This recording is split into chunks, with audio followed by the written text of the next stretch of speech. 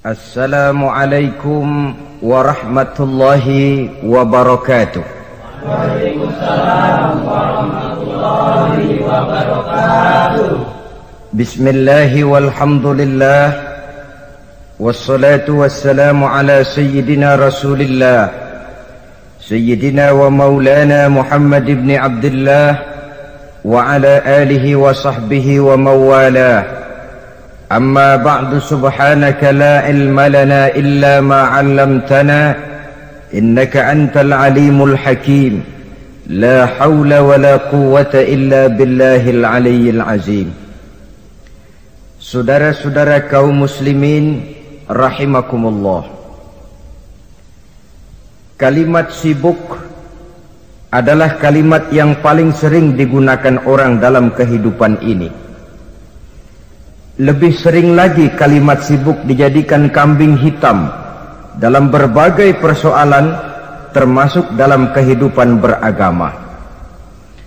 Kadang-kadang kita bertanya kepada seseorang, kenapa tadi malam tidak hadir di pengajian? Jawabannya, sibuk. Kenapa Jumatan tidak kelihatan di masjid? Jawabannya, sibuk. Kenapa dalam peringatan hari keagamaan tidak kelihatan aktif? Jawabannya, sibuk. Kalau kita berbicara soal sibuk, siapa sesungguhnya orangnya dalam hidup ini yang tidak sibuk? Makin tinggi status sosial, akan makin tinggi pula tensi kesibukan yang kita hadapi. Masalahnya ialah kita yang bisa mengatur kesibukan atau malah kesibukan yang mengatur kita. Kalau kesibukan yang mengatur kita, insya Allah sampai tua sibuk terus. Tapi kalau kita bisa mengatur kesibukan, artinya dalam hidup ini ada semacam, bahasa kerennya, description of job. Ada semacam pengaturan waktu, ada semacam pembagian tugas di dalam kehidupan. Maka pada pertemuan kali ini kita akan berbicara tentang bagaimana mengatur waktu dalam hidup menurut contoh yang diberikan oleh Rasulullah sallallahu alaihi wasallam. Menurut riwayat dari Siti Aisyah radhiyallahu anha, adalah baginda Rasul membagi waktu dalam hidupnya itu menjadi 3 bagian. Sepertiga untuk Allah, sepertiga untuk tugas, sepertiga lagi untuk keluarga. Jadi ada waktu untuk Allah, ada waktu untuk tugas, ada waktu untuk keluarga. Bukankah dalam kehidupan ini kadang-kadang berlaku kepincangan dari tingkah seseorang? Ada orang yang seluruh waktunya cuma untuk Allah saja, tugas dilupakan, keluarga terlantar. Itu bukan orang yang terbaik. Ada orang yang waktunya habis cuma demi tugas saja, dari pagi sampai pagi lagi, kalau tidak di belakang meja ia rapat saja kerjanya. Allah dilupakan, sujud tidak sempat, keluarga terbengkalai. Itu juga bukan orang yang baik. Ada juga orang yang waktunya cuma untuk keluarga, kerjanya ngumpul saja. Seperti bahasa Inggris bilang, mangan ora mangan pokoke ngumpul. Bermasyarakat tidak sempat, sujud tidak pernah, dengan kehidupan beragama jauh. Ini pun bukan orang yang terbaik. Orang yang baik ialah orang yang pandai mengatur waktu. Itu tadi cara baginda mengatur waktu dalam kehidupannya. Selanjutnya, bagaimana cara beliau mengisi waktu? Apa pengaruhnya dalam pribadi dan perjuangan beliau, dan apa hubungannya dengan kita? Mari kita lihat lebih jauh. Sepertiga dari waktunya adalah untuk Allah, artinya untuk beribadah kepada Allah. Bagaimana ibadahnya?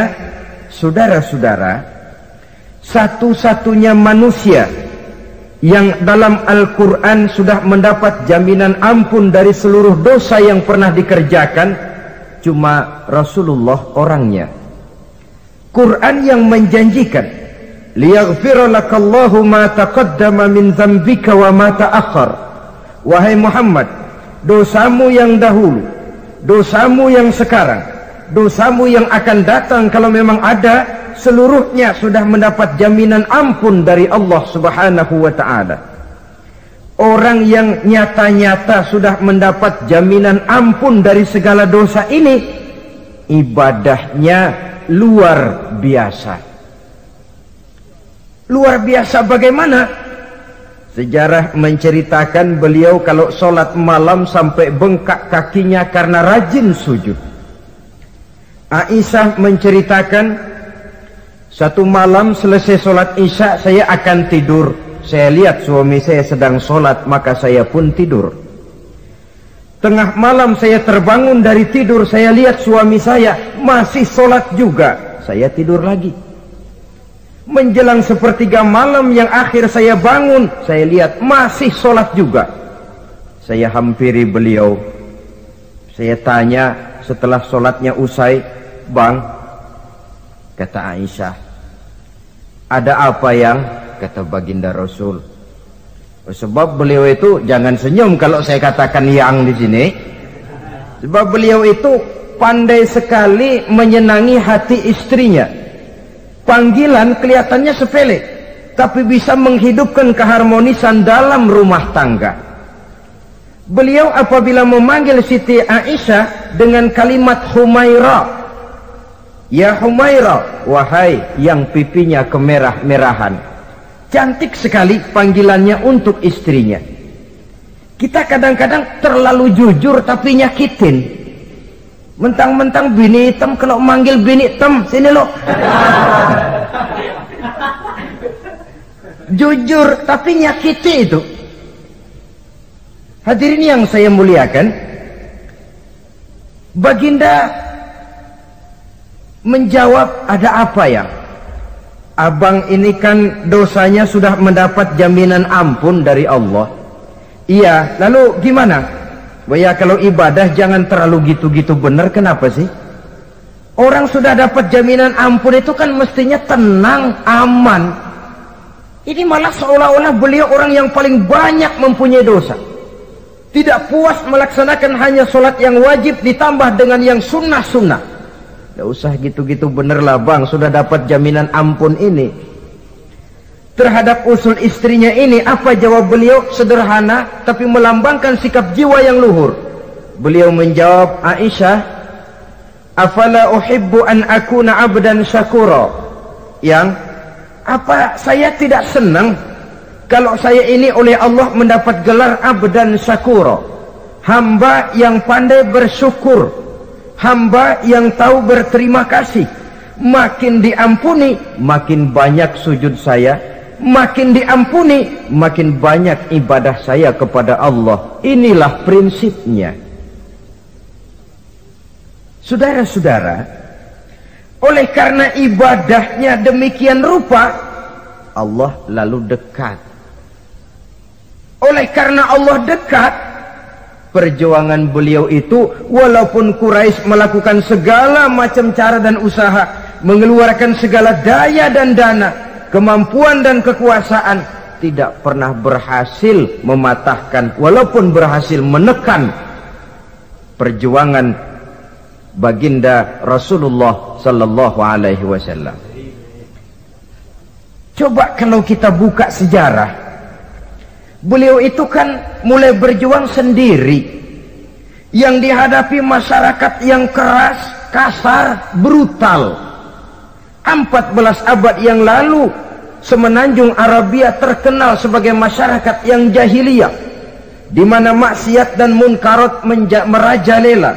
Sembahan adalah berhala. Anak perempuan lahir dibunuh hidup-hidup. Itu zaman dulu, zaman sekarang pun tidak jauh bedanya. Malah kalau zaman dulu dikubur hidup-hidup, sekarang sebelum lahir sudah dibunuh. Yang namanya abortus itu. Kadang-kadang aneh, kita mengadakan operasi bersih, dilarang buang sampah sembarangan. Kalau sudah buang sampah saja tidak boleh sembarangan, tahu-tahu zaman sekarang ini bayi dibuang di tempat sampah. Bukan lagi kertas, bukan lagi kardus, bayi dibuang di comberan. Kan lebih sadis sebenarnya dari jahiliyah 14 abad yang lalu. Judi di zaman dulu 14 abad yang lalu merajalela, menyentuh segala lapisan masyarakat. Di zaman sekarang pun judi tidak kurang hebatnya, cuma tentu dengan bahasa yang lain. Apalagi di zaman sekarang orang pandai menghaluskan bahasa, mensamarkan istilah. Judi disebut sumbangan umpamanya, sehingga orang lalu tidak terasa bermain judi, terasanya ikut nyumbang. Itu sekedar istilah yang merangsang orang sebenarnya. Masyarakat yang semacam ini yang dihadapi oleh baginda Rasul. Diangkat jadi Rasul umur 40 tahun lalu mulai berjuang.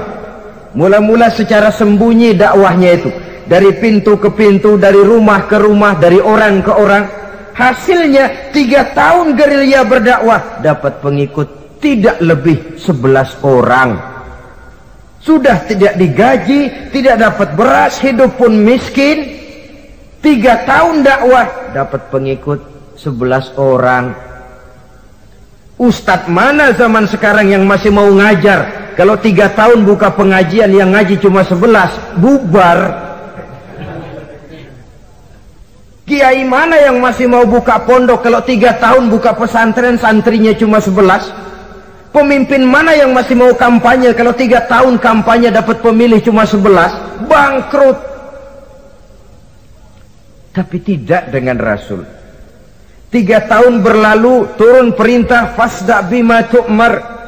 Tidak usah berdakwah secara sembunyi, Muhammad, sampaikan saja Islam secara terbuka. Mulailah beliau berdakwah secara terbuka, terang-terangan. Mula-mula Quraisy dikumpulkan dekat Ka'bah. Kumpulah Abu Jahal, Abu Lahab, Abu Sufyan dan gembong-gembong Quraisy. Di sana buat pertama kali secara terbuka baginda Rasul pidato. Tuan-tuan Quraisy, apakah tuan-tuan percaya kepada saya? Percaya. Kenapa? Karena Anda Muhammad sejak kecil belum pernah bohong. Baik.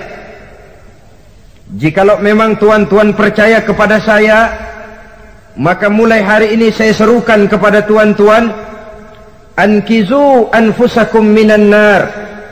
Jaga, pelihara, lindungi dan selamatkan diri tuan dari neraka.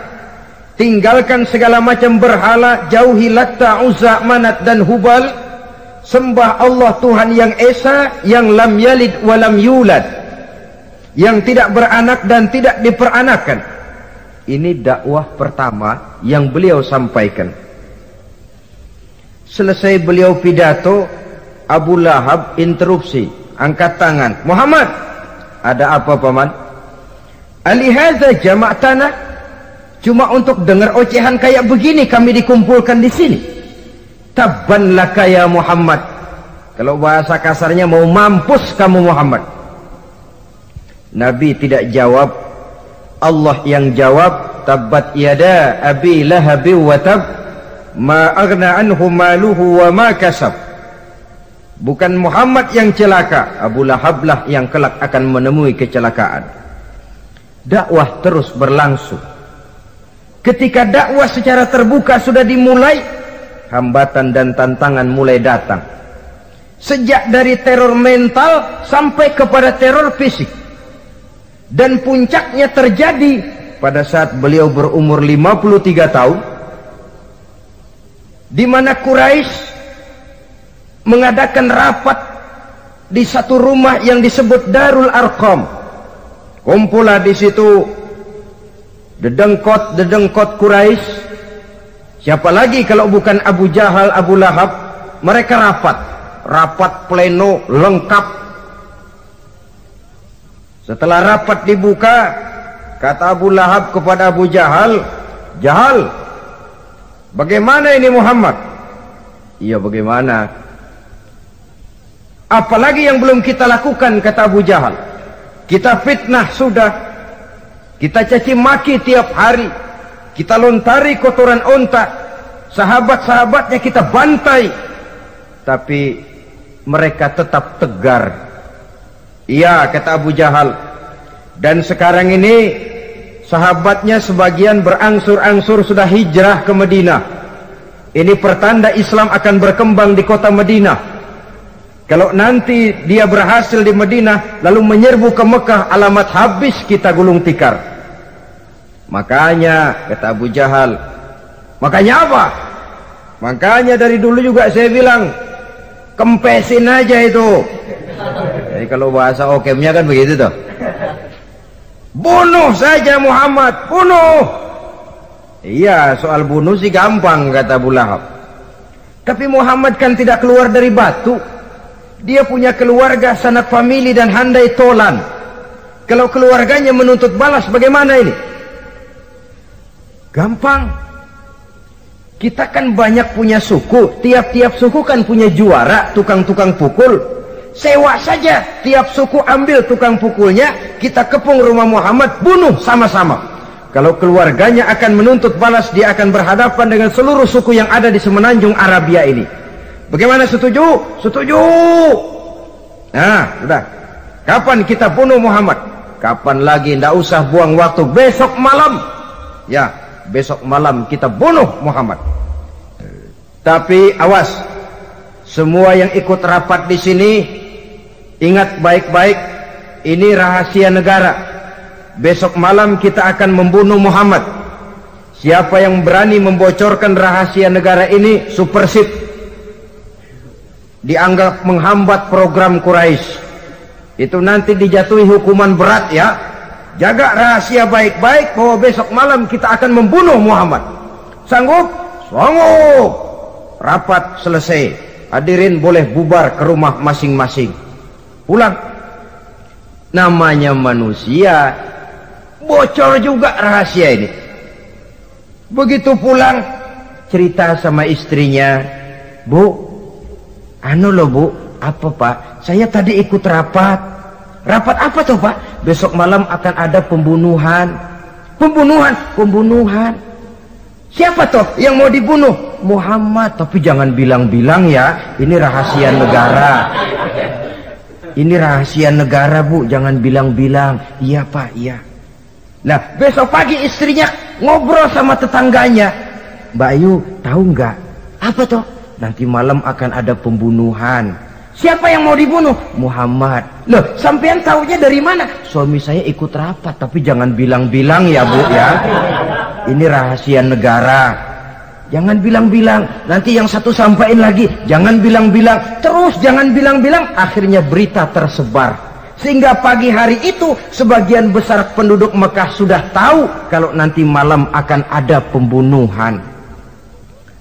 Maka lepas zuhur, Mekah itu mulai tegang. Yang simpati, aduh kasihan Muhammad nanti malam akan dibunuh. Yang tidak senang, mampus biar dia rasain tar malam.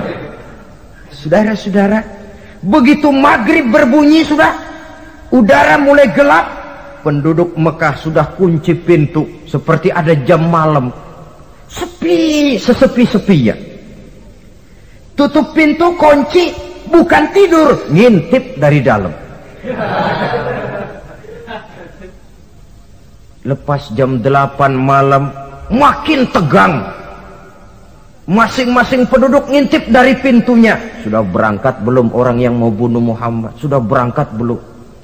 Kira-kira jam 9 ini tukang-tukang pukul lewat mau ngepung rumah Muhammad untuk membunuh beliau. Begitu masuk Mekah penduduk sudah kunci pintu, tapi mereka tahu kalau semua ngintip. Wah, makin hebat ini yang pemuka Quraisy ini, tukang-tukang pukul ini. Jalannya dibuat gagah-gagah, barisnya dibuat hebat-hebat. Itu injekan tanahnya dalam baris dibuat kenceng-kenceng, brok, brok, brok, brok, kayak serdadu baris. Lewat dekat rumah penduduk pakai batuk lagi. Yang dari dalam ngintip makin ciut. Wah, ini dia yang mau bunuh Muhammad ini. Sampai di rumah Nabi, dikepung rumah Nabi, di pagar betis. Malam itu di dalam rumah cuma Nabi, Abu Bakar dan Ali bin Abi Thalib. Nabi tahu rumahnya dikepung. Lewat tengah malam beliau berkata, Abu Bakar, saya ya Rasul, mari kita berangkat hijrah. Baik ya Rasul. Ali, saya ya Rasul, kamu gantikan saya ya. Gantikan apa ya Rasul? Gantikan tidur di tempat tidur saya. Baik ya Rasul. Masya Allah, sekali menggantikan mati. Tidur di tempat tidur Rasul pada malam rumahnya dikepung, resikonya kan mati. Menggantikan mati. Lah kalau menggantikan lurah lumayan. Menggantikan mati. Dan Ali tahu persis resikonya. Dan beliau waktu itu masih muda dan beliau tidak nawar. Baik ya Rasul, saya akan tidur di sini, berangkatlah Tuan. Berangkat Rasul, ketika keluar dari pintu belakang rumah dikepung rapat. Terjadilah keajaiban yang Allah ceritakan, wa ja'alna min baini aydihim sadda wa min khalfihim sadda fa aghshaynahum fahum la yubsirun. Di muka, di belakang, di kiri kanan dibuatkan dinding oleh Allah, dibutakan mereka tidak lihat kalau Muhammad keluar dari rumahnya. Siaga penuh, apel, mata melotot, Nabi lewat nggak kelihatan. Sampai Nabi kemudian menuju Gua Thur, 3 malam 2 hari di sana. Dari sana perjalanan dilanjutkan ke Madinah Al-Munawwarah. Allahu Akbar. Mengarungi gurun pasir yang gersang dan tandus, yang terbentang antara Mekah dan Madinah. Meninggalkan kampung halaman tempat di mana dilahirkan dan dibesarkan. Keluarga yang berbeda akidah terpaksa berpisah. Kok kuat? Kok bisa? Kok sanggup? Di mana rahasia kekuatannya? Beliau punya sandaran vertikal, ibadahnya kepada Allah. Dengan bahasa kita sekarang, beliau punya backing. Backingnya tidak kepalang tanggung, yang serba maha. Maka saya mengajak kepada seluruh kaum muslimin, di zaman sekarang kan orang lagi main backing-backingan, ya. Nah, siapa yang punya backing punya jalu. Saya cuma mengajak, kalau mau cari backing jangan kepalang tanggung, carilah backing yang serba maha. Maha gagah, maha tahu, maha adil, maha bijaksana, maha segala-galanya. Dan dialah Allah subhanahu wa ta'ala. Saudara punya backing kolonel, tanggung. Nanti dia pensiun habis. Yang kolonel saja tanggung, apalagi yang kopral. Kalau mau cari backing, carilah backing yang serba maha, Allah azza wa jalla. Caranya tentu dekat kepadanya. Untuk dekat kepadanya melalui jalur yang sudah diatur olehnya, melalui Rasulullah sallallahu alaihi wasallam, yaitu salat, ibadah. Makin tinggi nilai ibadah, makin dekat kita dengannya. Makin dekat dengannya, makin banyak fasilitas yang akan diberikan untuk kita. Saudara pegawai negeri ingin cepat naik golongan, itu caranya 2. Pertama, jam kantor disiplin. Jam 7 masuk, jam 3 pulang. Kalau belum jam pulang, jangan pulang. Yang kedua, tambahan di luar jam kantor, sering-sering datang ke rumah kepala bagian. Apa malam minggu, apa hari minggu, apa bawa jeruk, apa pisang Ambon, kan begitu toh. Ini nanti kan kepala bagian kan nilai, karyawan saya yang satu ini jam kantornya disiplin, tambahan dia sering datang hari minggu di luar jam kantor bawa jeruk lagi. Ini mestinya belum naik lah, gue naikin dulu ke atas. Naik saudara-saudara. Yang saya maksud apa? Itu zuhur, asar, maghrib, isya, subuh, jam kerja resmi itu, jam kantor. Lah, ada kunjungan di luar jam kantor, yang namanya tahajud, yang namanya hajat, yang namanya duha. Nanti kan Allah lihat, ini hambaku yang satu ini jam kantornya betul, zuhur, asar, maghrib, isya, subuhnya tepat. Tambahan di luar jam kantor, dia sering menghadap kepadaku. Nah, hambaku ini aku angkat kau maqamam mahmuda, ke satu tempat yang terpuji. Kalau Allah yang ngangkat, satu negara orang mau rendahkan kita, kita akan tetap tinggi. Kalau Allah mau rendahkan, satu negara mau angkat kita, kalau memang dasar mesti nyungsap ke bawah. Inilah perlunya sandaran vertikal. Inilah perlunya kita mempunyai backing hanya kepada Allah. Pada waktunya orang akan sampai ke titik jenuh. Dalam kesunyian orang sering mempertanyakan eksistensi diri, mulai mempertanyakan hakikat keberadaannya. Di tengah kesibukan bisnisnya, di tengah kesibukan kerja dari rapat ke rapat, dari kantor ke kantor, dari tender ke tender, orang akan sampai kepada titik jenuh. Dikala itu dia memerlukan ketenangan, dikala itu dia memerlukan kedamaian, dikala itu dia mencari eksistensi diri. Sebenarnya hidup ini mau apa sih? Cuma sekedar menjalani hal-hal yang rutin saja, pergi pagi pulang sore, peras keringat banting tulang, atau ada tujuan yang lebih luhur daripada sekedar ini? Dikala itulah dia mulai mencari jalur untuk mendekatkan diri kepada Sang Pencipta. Dan tidak bisa ingin dekat dengan Allah, saudara, pakai aturan sendiri. Ingin dekat dengan gubernur harus ikut aturan yang ditetapkan oleh protokolnya gubernur. Ingin dekat dengan presiden, ya ikut jalur yang sudah disusun oleh protokolnya presiden. Ingin dekat dengan Allah, ya ikut jalur yang sudah diatur oleh Allah melalui Rasulnya. Apa itu? Ya diantaranya sholat, puasa, dan ketentuan-ketentuan ibadah yang lain. Tidak bisa dengan prinsip yang penting kan hati baik, berjiwa bersih, akhlak luhur, tidak usah sholat kalau hati baik sudah dekat dengan Allah. Oh, alangkah enaknya kalau begitu. Kalau dengan itu bisa dekat dengan Allah, rasanya Nabi Muhammad yang paling dulu berhenti sembahyang. Kenapa? Beliau orang yang hatinya paling baik. Beliau orang yang budinya paling luhur. Kalau budi luhur dan hati baik sudah menjamin untuk dekat dengan Allah, Nabi dulu berhenti sholat. Nyatanya tidak. Beliau orang yang berbudi luhur, berakhlak baik, entok ibadahnya demikian rupa. Dan beliau adalah standar untuk kita jadikan contoh dalam mengamalkan ajaran-ajaran agama di kehidupan kita ini. Saudara, itu tadi sepertiga waktu beliau untuk ibadah, untuk Allah. Sepertiga yang kedua dari waktu beliau adalah untuk tugas. Dalam hal ini sebagai seorang Rasul, menyampaikan risalah Islam berhadapan dengan umat. Yang jadi soal ialah apa modal utama beliau di dalam melaksanakan tugas. Dan ini nanti sebagai cerminan buat kita.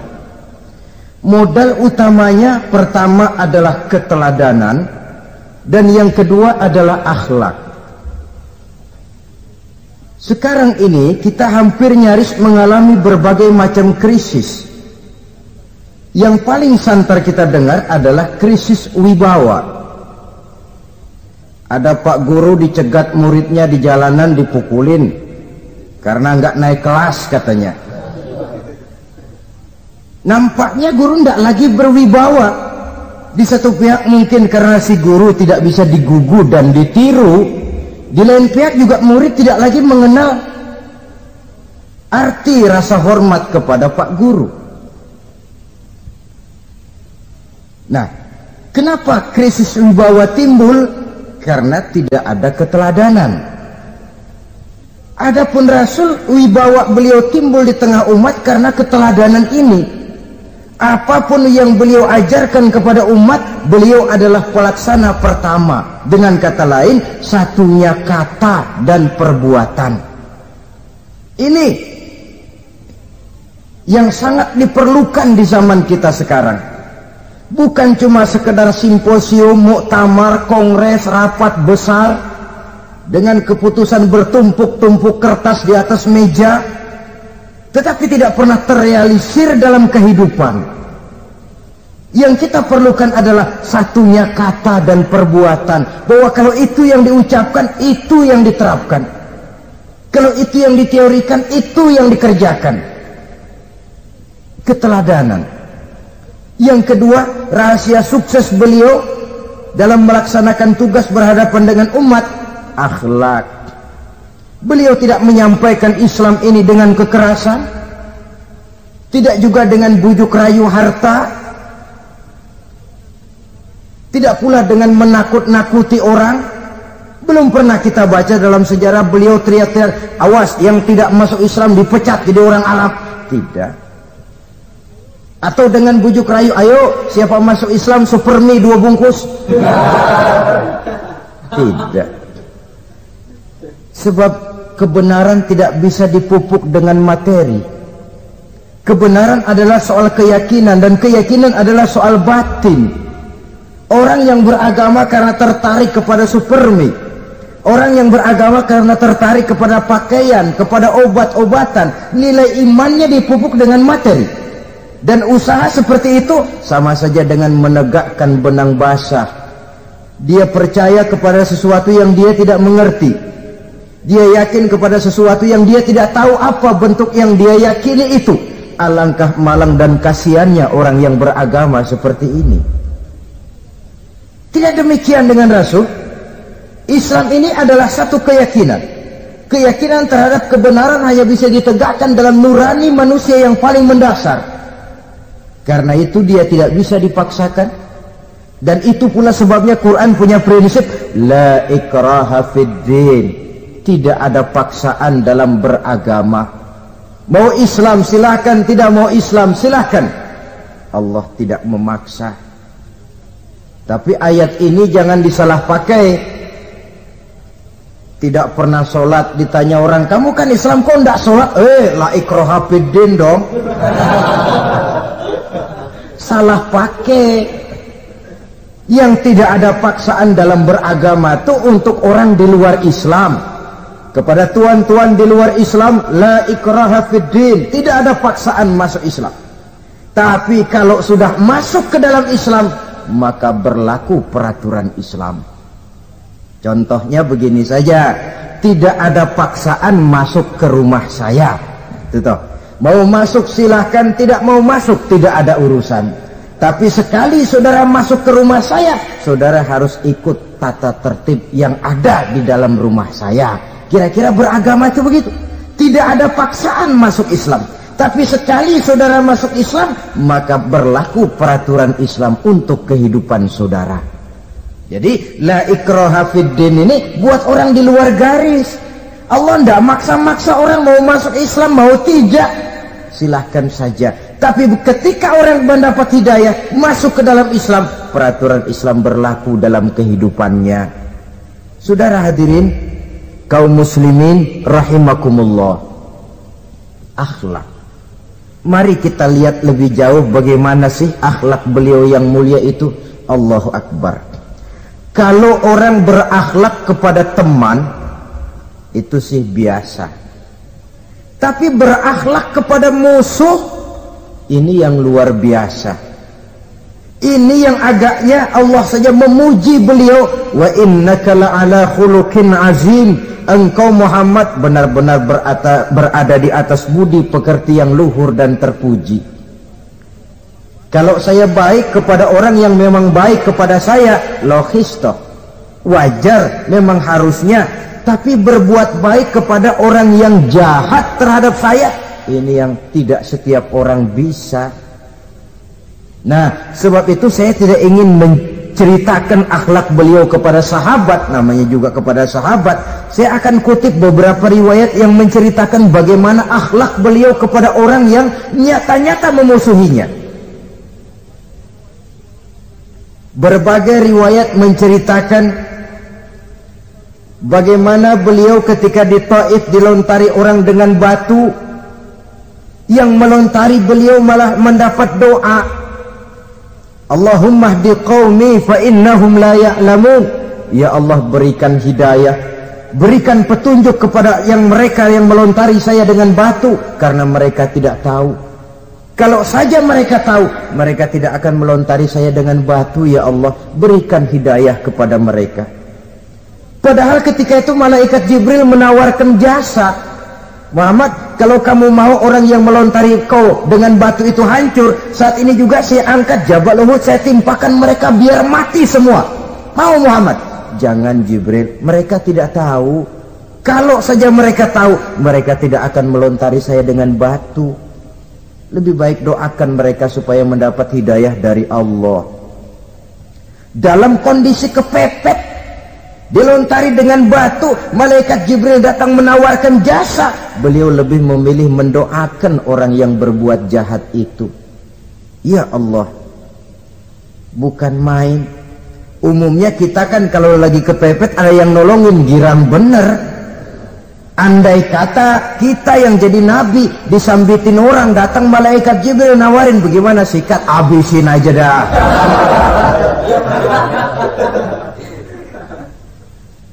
Ini akhlak kepada musuh.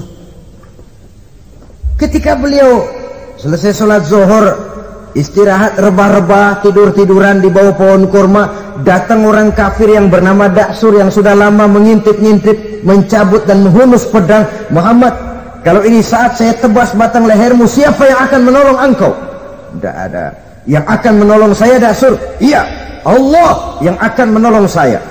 Mendengar Allah, Daksur gemetar, keringat dingin bercucuran, pedang jatuh ke bawah, diambil oleh Rasul pedangnya, dibalikkan ke leher Daksur. Kalau sekarang saya yang tebas batang lehermu Daksur, siapa yang akan menolong kamu?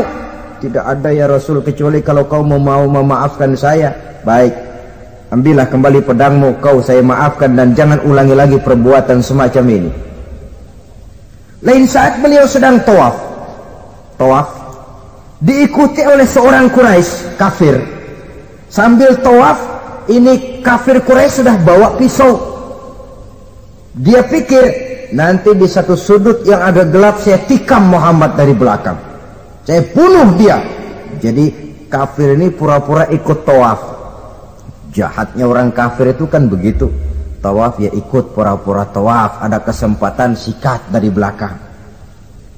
Putaran pertama belum ada kesempatan, putaran kedua makin tegang. Pokoknya begitu tempat agak gelap, cabut pisau, antam saja sudah Muhammad, biar mati sekali di sini. Dan Nabi tahu, oh ini asisten pribadi malaikat Jibril ngasih tahu tuh. Jadi malaikat Jibril memberitahu, awas Muhammad, itu di belakangmu orang cuma pura-pura tawaf, dia bawa pisau mau bunuh kamu, hati-hati Muhammad. Roger ganti gitu.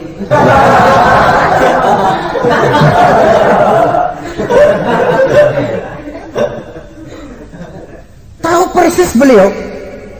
Sampai di satu sudut yang gelap, si kafir ini mencabut pisau. Nabi nengok ke belakang, menoleh Nabi. Begitu menoleh, Quraisy ini kan ketangkep basah, bahasa Arabnya yumsak mablul katanya, ketangkep basah, grogi, salah tingkah, garuk nggak gatel, kasihan ngelihatnya sudah. Ya namanya orang ketangkep basah itu, mau alasan apa? Nggak beralasan ya, harus merasa harus membela diri, gemetar nggak karu-karuan. Kata Nabi senyum. Mau apa mas? Ano Rasul, ini ano apa? Ano. Sudah, saya kan tahu kamu mau bunuh saya toh. Sudah, saya sudah tahu kok. Om kamu jangan pura-pura. Kamu kan mau bunuh saya kan? Terus terang saja. Iya Rasul, iya. Sekarang gimana? Enggak berani Rasul, minta maaf saja. Ya kalau sudah kamu minta maaf begitu, sudah kamu pulang sana, jangan diulangi lagi ya. Begitu mudah beliau memaafkan orang yang nyata-nyata mau menghabisi nyawanya, sepanjang itu belum terwujud, sepanjang itu belum terbentuk dalam artian real. Sangat mudah beliau memaafkan orang. Saudara hadirin kaum muslimin rahimakumullah, pemaaf, lapang dada, toleransi, menghargai pendapat para sahabatnya, ini sederetan dari akhlak yang terpuji. Sehingga karena keluhuran akhlak inilah yang menyebabkan orang tertarik masuk ke dalam Islam. Beliau berprinsip apa? Basiru wala tunaffiru, yasiru wala tu'asiru. Gembirakan orang, jangan ditakut-takuti. Mudahkan persoalan orang, jangan dibikin sulit.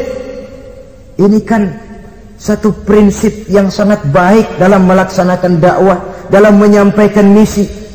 Apapun tugas kita di masyarakat, sebagai pegawai pemerintahan, pejabat negara, pedagang, pengusaha, seniman, ustadz, mubaligh, kiai, ulama, dalam berbagai profesi, modal utama untuk sukses adalah akhlak.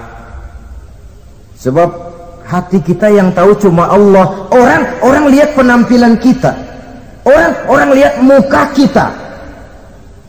Sebab itu Nabi katakan, innakum la tas'una an-nasa bi amwalikum walakin yas'uhum minhum bastul wajhi wa husnul khuluqi.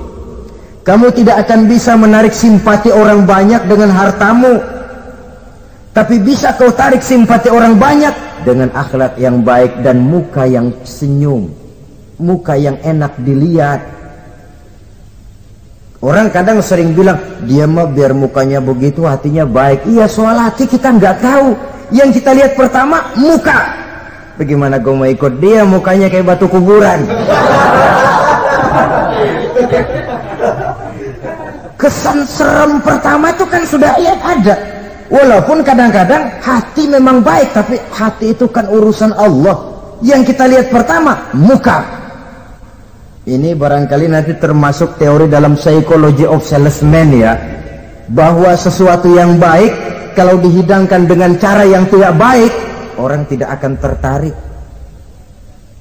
Lihat saja, orang sekarang ini kan entah makin lajunya dunia bisnis kita, masuk ke rumah-rumah kita cuma menawarkan air jahe, menawarkan sasa, menawarkan kecap bango, menawarkan barang-barang yang kelihatannya remeh.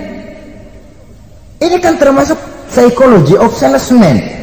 Yang datang ya biasanya perempuan, wajahnya ya lumayan, paling kurang sedikit di atas 6 lah begitu. Nah, lalu tutur katanya sopan, masuk ke rumah tidak sungkan, ada rasa familiar, rasa kekeluargaan, lalu datang. Taktik untuk menawarkan barang yang jadi merek dagangannya. Nah, Islam ini agama yang baik. Kalau disampaikan dengan cara yang tidak baik, sadis, memponis, orang akan lari dan jauh. Menyinggung, bukan menyentuh. Siapapun kalau tersinggung lari, tapi kalau tersentuh dia akan mendekat. Apaan lo Islam sembayang begitu? Mikir nih anakku, sembayang diomelin, mendingan kagak sembayang sekalian ketahuan. Saudara hadirin yang saya muliakan, ini yang diberikan contoh oleh baginda Nabi. Apapun tugas kita, pedagang utamakan akhlak, petani utamakan akhlak, seniman utamakan akhlak, mubaligh utamakan akhlak, pejabat negara utamakan akhlak, pelayan dan pengabdi masyarakat utamakan akhlak. Saudara hadirin yang saya hormati, kaum muslimin yang berbahagia. Jadi untuk sukses di masyarakat, untuk sukses di tempat tugas, modal utama adalah akhlak. Dan ini yang dicantikan contoh dari Nabi kita Muhammad sallallahu alaihi wasallam. Sepertiga waktunya untuk tugas. Dalam menjalankan dan melaksanakan tugas sebagai seorang rasul, menyampaikan risalah Islam, berhadapan dengan umat, modal utamanya adalah akhlak. Demikian juga kita di masyarakat. Dan akhlak itu memang harus dibiasakan sejak kita kecil, sehingga dengan demikian nilai-nilai yang baik akan terus terbawa sampai di hari tua kita. Saudara-saudara, rasanya kehancuran satu bangsa dimanapun di dunia ini selalu dimulai dengan kehancuran akhlak daripada bangsa itu sendiri.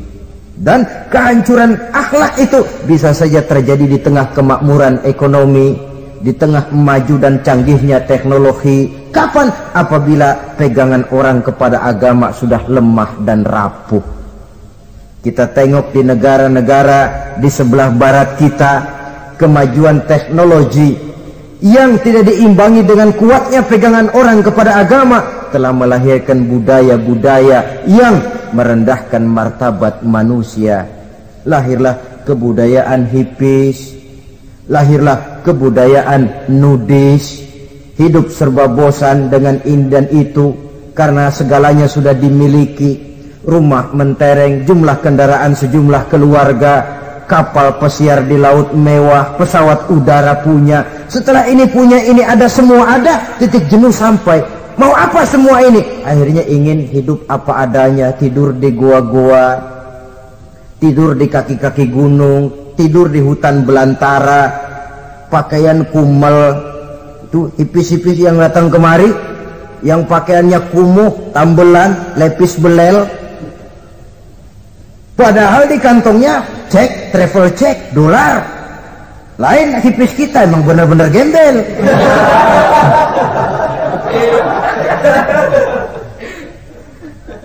Merasa jenuh, merasa bosan. Bahkan sebuah berita dari Jerman, orang terlalu kaya, pulau dibeli. Di pulau itu dia bikin satu klub yang bernama klub nudis. Setiap anggotanya boleh masuk ke pulau itu dengan catatan tidak boleh pakai pakaian selembar pun, alias bugil, telanjang bulat. Sudah telanjang bulat itu. Dan di sana berlakulah apa yang disebut serba boleh. Jadi kalau di sana ke sana saudara bawa istri masuk anggota, ya silahkan saja. Istilah tukar pakai, simpan pinjam, bisa-bisa saja, asal suka sama suka. Asal perbuatan yang dianggap tidak merugikan orang lain, suka sama suka, sudah tidak bisa dituntut oleh norma yang berlaku. Ya. Itulah sebabnya kita sering prihatin bahwa kemajuan sering membawa pergeseran nilai. Apabila kita tidak bisa menghindarkan diri dari proses pergeseran nilai, setidaknya kan kita bisa menjaga diri jangan sampai hanyut oleh nilai-nilai yang negatif. Akhlak, baik sebagai muslim, baik sebagai bangsa Indonesia yang berkepribadian luhur, itu merupakan cerminan kita. Saya prihatin, belum lama diselenggarakan kontes bibir terindah. Kontes bibir terindah itu kira-kira apa manfaatnya? Apa yang jadi ukuran? Dan bukankah bibir karunia Tuhan? Ya kalau yang bibirnya mungil bisa ikut kontes lah, kalau yang jebleh gitu.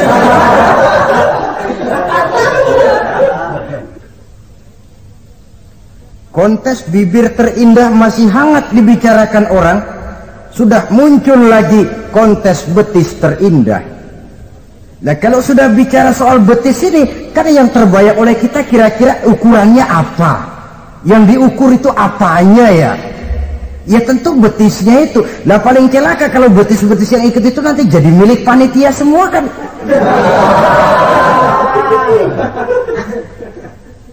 Yang tidak usah kita mengukur dengan kacamata agama, dengan budaya kita sebagai bangsa Indonesia yang berfalsafahkan Pancasila, rasanya mendengarnya saja kok sudah tidak sah gitu loh. Tidak pas untuk ukuran kita sebagai bangsa yang berfalsafahkan Pancasila. Saudara-saudara kaum muslimin rahimakumullah, ini yang saya maksud tadi, proses pergeseran nilai. Andai kata kita tidak bisa menghindarkan diri dari hal yang semacam itu, setidaknya kita bisa menjaga diri jangan sampai hanyut ditelan proses pergeseran nilai. Dan memelihara nilai-nilai akhlak ini dari hari ke hari memang tidak semakin ringan, bahkan akan semakin berat, karena tantangan yang kita hadapi juga akan semakin berat. Inilah sepertiga yang kedua dari waktu beliau untuk melaksanakan tugas. Jadi modal utama dalam melaksanakan tugas akhlak. Di antara nilai akhlak itu prinsip Nabi tadi, gembirakan orang, jangan ditakut-takuti, mudahkan urusan orang, jangan dibikin sulit. Sehingga kalau yang memang mudah lalu dipersulit, itu sudah mencerminkan akhlak yang tidak diajarkan oleh Rasulullah sallallahu alaihi wasallam.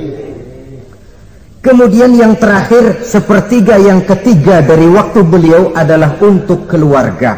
Jadi tadi ada waktu untuk Allah, ibadah, ada waktu untuk tugas, dan yang ketiga ada waktu untuk keluarga. Bagaimana Rasul di tengah keluarganya? Anas bin Malik bercerita, saya 11 tahun membantu di rumah tangga Rasul. 11 tahun itu kan artinya 11 kali 360 hari kali 24 jam. Bukan waktu yang sebentar itu. Selama 11 tahun saya membantu di rumah tangga Rasul, kata Anas, belum pernah saya dengar kata-kata kasar, keras, membentak. 11 tahun saya membantu di rumah tangga beliau, belum pernah saya lihat ada piring terbang, ada bakyak melayang. Artinya apa? Cerminan dari ketentraman, keayeman, kedamaian rumah tangga beliau. Padahal rumah tangganya kecil, istrinya lebih dari satu, tapi aman, tentram, rukun. Kita kadang-kadang istri satu seminggu 7 hari, perang 6 hari. Cuma 1 hari gencatan senjata. Saudara hadirin, saudara kaum muslimin rahimakumullah, kalau beliau tidak menyenangi satu masakan, misalnya masakan istrinya, tidak mencah-mencah, cuma kelihatan dari makannya barangkali tidak begitu banyak, tapi tidak pernah mencela apapun yang dimasak istrinya. Senang ya dimakan, tidak senang ya dimakan karena menghargai lelah jerih payahnya istri. Ini kelihatannya sepele, tapi dari sini keharmonisan rumah tangga itu bisa saja timbul. Bukankah seseorang hanya bisa sukses di tempat tugas, jadi apapun dia, kalau berangkat dari ketentraman dan ketenangan di rumah tangga? Dan tidak ada orang bisa meraih sukses kalau dia berangkat dari rumah tangga yang berantakan. Itulah sebabnya ini sangat diperhatikan oleh baginda Rasul. Dari rumah yang kecil, dari tempat tidur yang sederhana, yang sebelah itu kain kasar, sebelah dipakai untuk tidur, sebelah dipakai untuk selimut. Jadi kasur merangkap selimut. Allahu Akbar. Tapi dari rumah tangga yang semacam itu keluar ucapan baiti jannati, rumah tanggaku laksana surga bagiku. Di mana sih rahasianya? Karena rumah tangga beliau didirikan di atas ajaran agama. Agama membuat suami istri tahu hak dan tahu kewajiban. Kalau kewajiban dilaksanakan, hak diberikan, akan timbul saling pengertian. Apabila ada pengertian, akan timbul ketenangan, dan ketenangan adalah tangga utama untuk mencapai rumah tangga bahagia. Apalah artinya? Seperti banyak istilah orang, rumah bertingkat, uang banyak berlipat-lipat, kendaraan serba mengkilat, istri pun cantik memikat, kadang-kadang jumlahnya 4, tapi tiap hari kiamat. Tidak pernah ada ketenangan dan kedamaian di rumah itu. Saudara hadirin, lebih celaka lagi sudah rumah gubuk berantem melulu. Sudah kiamat itu, sudah kiamat. Jadi dengan adanya pelaksanaan kewajiban, pemberian hak, timbul pengertian. Pengertian membawa ketenangan. Suami keluar rumah, istri tenang di rumah. Suami meninggalkan istri pun hatinya tenang dan tentram, tidak uas-uas, tidak berpikiran nanti kalau saya lembur ini istri ngompreng, tidak. Si istri pun lega melepas suami karena ada keterbukaan. Ini kan menurut angket terakhir loh ya, yang diadakan oleh beberapa majalah di ibu kota ini. Di ibu kota katanya, dari sejumlah laki-laki yang disebarkan angket, ternyata jika ada 3 laki-laki, 2 nyeleweng. Jadi angka penyelewengan itu 2/3 dari jumlah laki-laki itu menyeleweng katanya. Ya mudah-mudahan yang kumpul di sini termasuk 1/3 yang nggak nyeleweng itulah.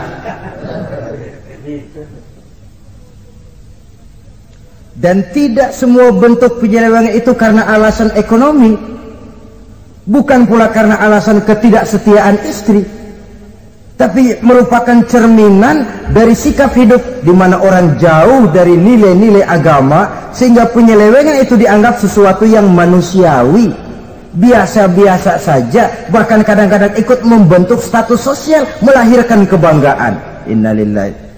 Orang kalau sudah bangga nyeleweng bangga, itu kiamat sudah.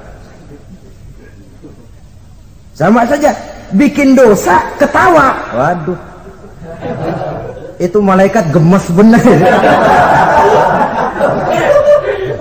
Udah bikin dosa cengengesan, cengar, cengir, udah ada rasa nyesel, udah ada rasa takut, udah ada rasa bersalah, biasa gitu. Saudara hadirin yang saya muliakan, ini kan cerminan dari rapuhnya pegangan orang kepada agama.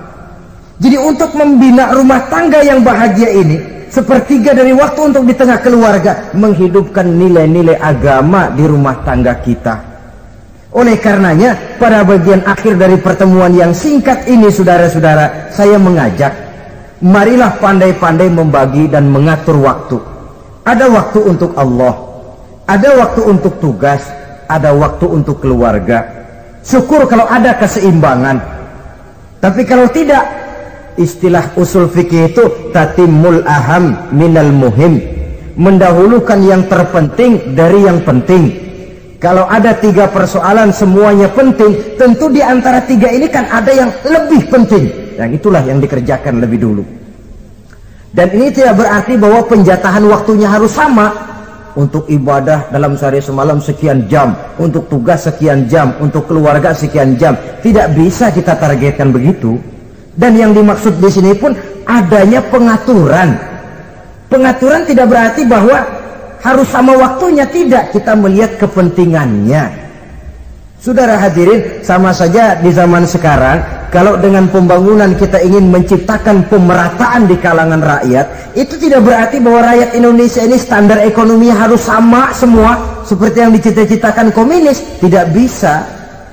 Menciptakan pemerataan artinya kalau yang kaya bisa semakin kaya, kenapa yang miskin tidak bisa naik jadi sedikit kaya? Dan artinya menciptakan kesempatan kepada setiap penduduk Indonesia untuk merubah tahap dan taraf kehidupannya. Demikian juga adanya pengaturan waktu. Bukan berarti untuk Allah sekian jam, keluarga sekian jam, tugas sekian jam. Sebab jam-jam ini sulit kita jatahkan. Kadang-kadang tugas, kadang-kadang keluarga, kadang-kadang ibadah kita sedang gandrung. Yang penting ada keseimbangan dalam cara kita mengatur waktu itu. Nah, saudara-saudara, demikianlah pertemuan dan pembicaraan kita kali ini. Terima kasih atas segala perhatian. Mohon maaf atas segala kekurangan. Usikum wa nafsi bitaqwallah. Wassalamualaikum warahmatullahi wabarakatuh. Waalaikumsalam warahmatullahi wabarakatuh.